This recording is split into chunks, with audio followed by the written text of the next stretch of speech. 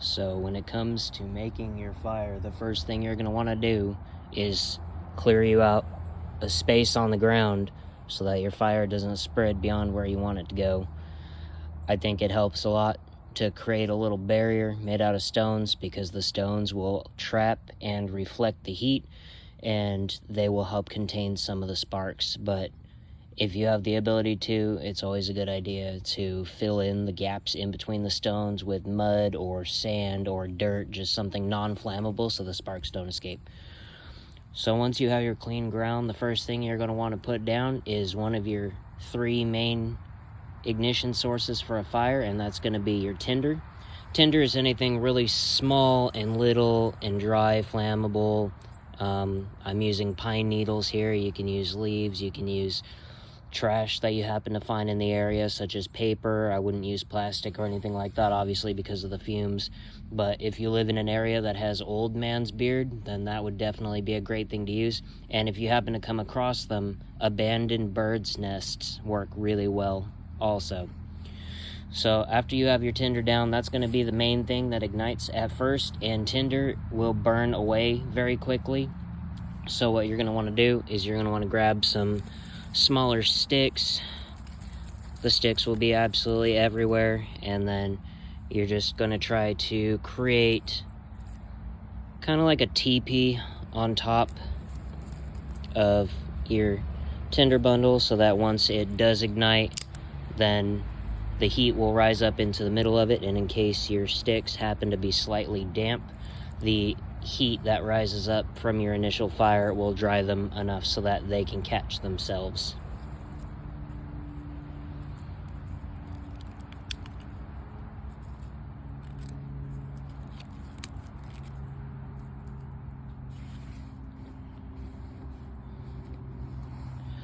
So now that we have a little bit of tinder and a little bit of small sticks, normally you can light it here and then you can start adding in your logs and your bigger wood and stuff like that. I'm not going to add any today because I don't need a fire today. So this is just informative, and we'll be right back so you can see how to use a ferrocerium rod.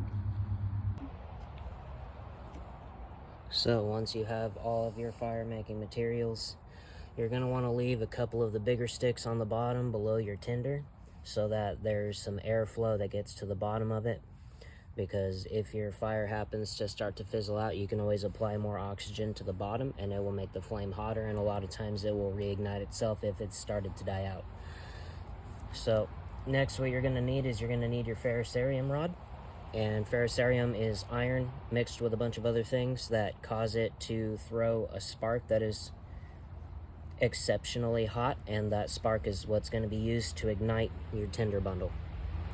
When shopping for a ferro rod, it's always best, in my opinion, to try to get multiple uses out of every tool.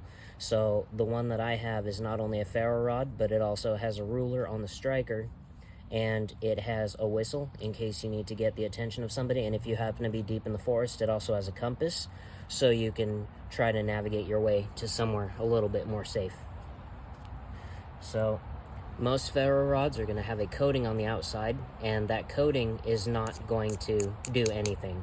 So the first thing you're going to want to do is you're going to want to shave some of that coating off, and feel free to add it to your pile because it's flammable, but it's just not combustible. You'll need to get down to the silver on the inside, and that's what actually ignites. So my personal preference when I go to use a ferro rod is I like to hold the striker still, and I like to drag the ferro rod along the underside of it so that it controls the sparks and sends them all into the same area. Whereas like if you were to flick it, then the sparks go everywhere, you hit your tinder bundle, you mess everything up, and then you have to kind of rebuild stuff. And once you're actually starting to strike things, then have some patience.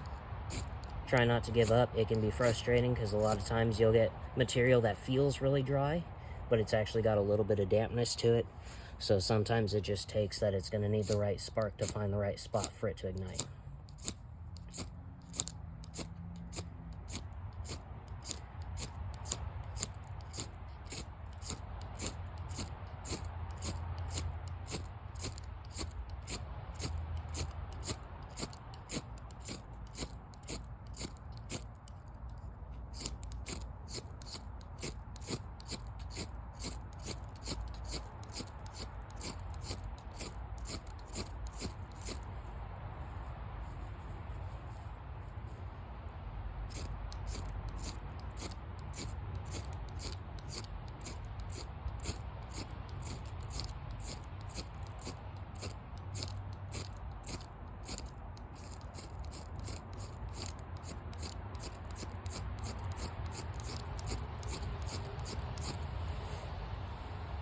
Like I said, don't get discouraged.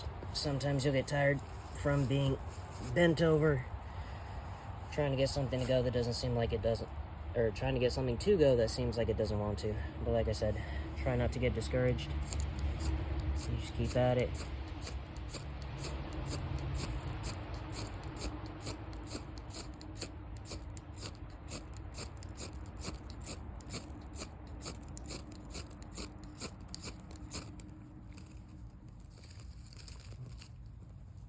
Like I said, once you get that one good spark, that's really all you need. Then you can kind of manipulate your tinder bundle so that it catches more medium, and then you can start adding in your kindling, which would be like your smaller sticks, things of that nature, to give it some more heat.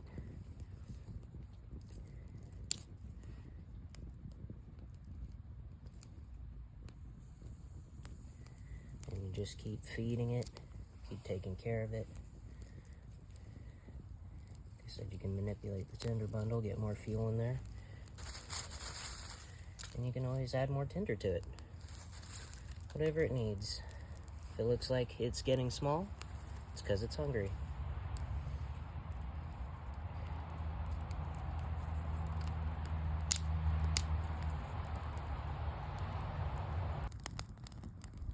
Once you get a pretty good base for your fire and you get everything up and running and you've given it everything that it wants, you should be able to start adding bigger pieces of wood, logs, things like that.